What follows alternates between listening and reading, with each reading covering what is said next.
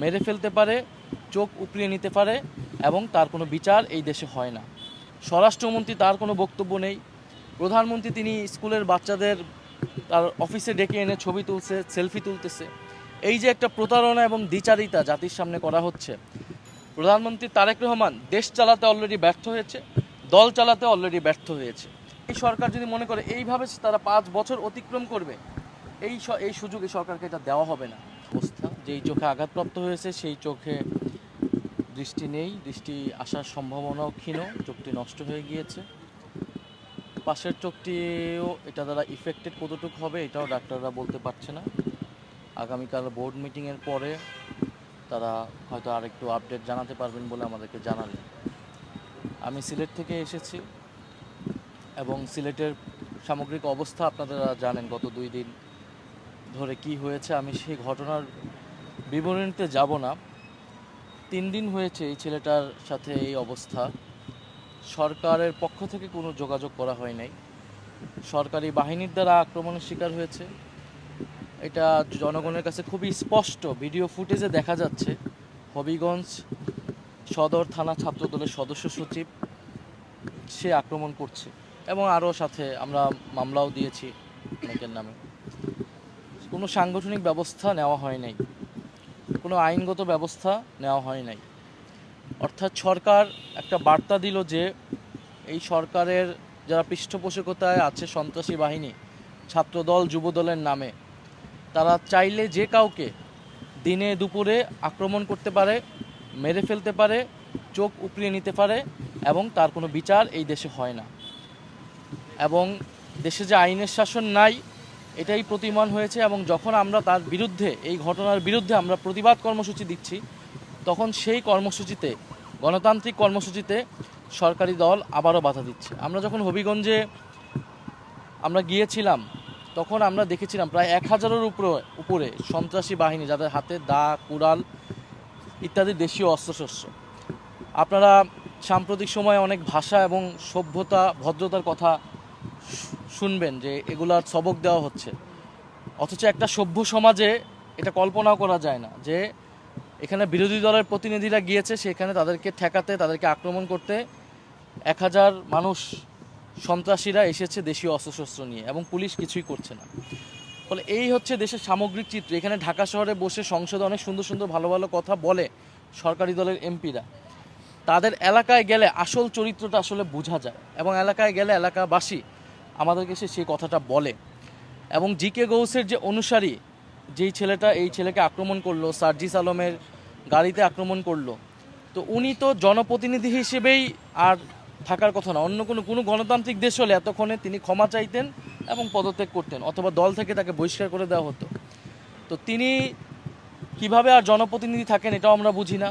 স্বরাষ্ট্রমন্ত্রী তার কোনো বক্তব্য নেই।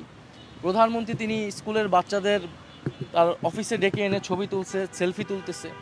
এই যে একটা প্রতারণা এবং দ্বিচারিতা জাতির সামনে করা হচ্ছে, আমরা জনগণের কাছে বলতে চাই, অভিভাবকদের কাছে বলতে চাই, আপনার সন্তানরা এই সরকারের কাছে, এই দলের কাছে, বিএনপি এবং তার অঙ্গ সংগঠনের কাছে নিরাপদ নয়। আজকে আলিফের চোখ গিয়েছে, কালকে আপনার সন্তানেরও চোখ যেতে পারে। কারণ এই সন্ত্রাসী বাহিনীকে যদি প্রতিরোধ করা না যায়, তারা পুলিশ মানে না, তারা বিচার মানে না, কোনো কিছুই তারা মানে না। ফলে আপনার সন্তানেরও চোখ, আপনার সন্তান এই সরকারের কাছে, এই সরকারি বাহিনীর কাছে নিরাপদ নয়।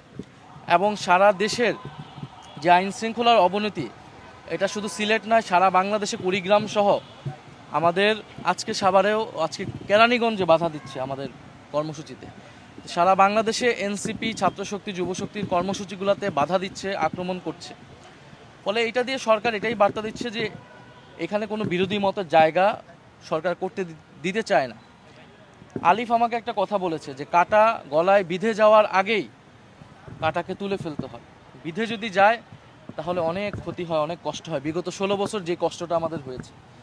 তো আমরা বলতে চাই যে এই সরকার যদি মনে করে এইভাবে তারা 5 বছর অতিক্রম করবে, এই সুযোগ এই সরকারকে এটা দেওয়া হবে না। দেশের পরিস্থিতি খুবই খারাপ। দেশের 70% জনগণের যে রায়, সেই রায়কে অস্বীকার করে একটা সরকার ক্ষমতায় টিকে থাকতে পারে না। টিকে থাকতে হলে অবশ্যই তাকে দমন, পীড়ন, নির্যাতন, নিপীড়নের মাধ্যমে টিকে থাকতে হয়, যেটা আমরা বিগত শেখ হাসিনার সরকারের সময় দেখেছি। এবং আপনারা দেখবেন যে আজকে পেট্রোবাংলা বলেছে যে গ্যাসের দাম বৃদ্ধি করা হবে 16 টাকা থেকে 25 টাকা, বিদ্যুৎ কেন্দ্রে যে গ্যাস এবং যানবাহনের যেই গ্যাস সিএনজি সেটা আপনার 42 থেকে 65 টাকা করা হবে। এই সরকার মাত্র 5 মাসে, বলে না যে 5 মাসের সরকার, 5 মাসে এসে দফায় দফায় তারা জ্বালানির দাম বৃদ্ধি করেছে, সিলিন্ডার গ্যাসের দাম বৃদ্ধি করেছে, বিদ্যুতের দাম বৃদ্ধি করেছে, এখন গ্যাসের দাম বৃদ্ধি করছে এবং কয়েকদিন পরে আবাসিক এলাকায় যে গ্যাস সেটার দামও বৃদ্ধি করবে। মানুষের বাসায় এমনি গ্যাস পাচ্ছে না, গ্যাস নাই, কিন্তু তাকে প্রতি মাসে ঠিকই বিল দিতে হচ্ছে। এখন আপনি যখন এই বিদ্যুৎ কেন্দ্র এবং যানবাহনে গ্যাসের দাম বৃদ্ধি করবেন, এটার ইফেক্ট সারা দেশে পড়বে, দ্রব্যমূল্যের দাম বৃদ্ধি পাবে, কলকারখানা বন্ধ হয়ে যাচ্ছে, ব্যবসায়ীরা কেউ এই দেশে ইনভেস্টমেন্ট করতে চাচ্ছে না এবং ব্যবসায়ীদেরকেও একদিকে তারা বিদ্যুৎ পাচ্ছে না, অন্যদিকে প্রশাসনের লোকেরা, এনবিআরের লোকেরা এবং দলীয় যারা সরকার দলীয় চাঁদাবাজরা তারা যে তাদেরকে হয়রানি করছে। এই যখন সামগ্রিক দেশের পরিস্থিতি, সন্ত্রাস, চাঁদাবাজ এবং দখলদারিত্ব চারিদিকে ছেয়ে গিয়েছে, 12টা প্রতিষ্ঠানে দলীয় লোককে বসিয়েছে, ইলেকশন কমিশন থেকে শুরু করে 12টা প্রতিষ্ঠান, মানে বাংলাদেশের কোনো নজিরই নেই। পদবঞ্চিত নেতাদেরকে মূল্যায়ন করার জন্য তারা রাষ্ট্রকে ব্যবহার করছে, সরকার যন্ত্রকে ব্যবহার করছে। তো এই 5 মাসে সরকারের এই যে আসল রূপ চরিত্র আমরা দেখতে পাচ্ছি, অগণতান্ত্রিক চরিত্র, সন্ত্রাসী চরিত্র আমরা দেখতে পাচ্ছি। তো এইটা জনগণের সামনে উন্মোচিত হয়েছে হবিগঞ্জ এবং সিলেটের ঘটনায়। আমাদের কথা খুবই সুস্পষ্ট, এই যে গ্যাসের দাম বৃদ্ধি পেয়েছে, আমরা অবশ্যই পেট্রোবাংলা ঘেরাও করব যদি এই ধরনের গ্যাসের দাম বৃদ্ধি করা হয়। সারা ঢাকা শহরের মানুষ তো নেমে আসবে এই দ্রব্যমূল্যের ঊর্ধ্বগতি এবং এই গ্যাসের দাম, বিদ্যুতের দামের প্রতিবাদে। এবং সরকার যদি মনে করে যে তারা এইভাবে দেশ পরিচালনা করবে, এটা সম্ভব না। প্রধানমন্ত্রী তারেক রহমান দেশ চালাতে অলরেডি ব্যর্থ হয়েছে, দল চালাতে অলরেডি ব্যর্থ হয়েছে। তৃণমূলের নেতাকর্মী যারা নিজে নিয়ন্ত্রণ করতে পারে না, নিজের দল যে পরিচালনা করতে পারে না, তার পক্ষে এই 18 কোটি মানুষের দেশ পরিচালনা সম্ভব না। গণ অভ্যুত্থানের আকাঙ্ক্ষায় দেশকে পুনর্গঠন করা সম্ভব নয়।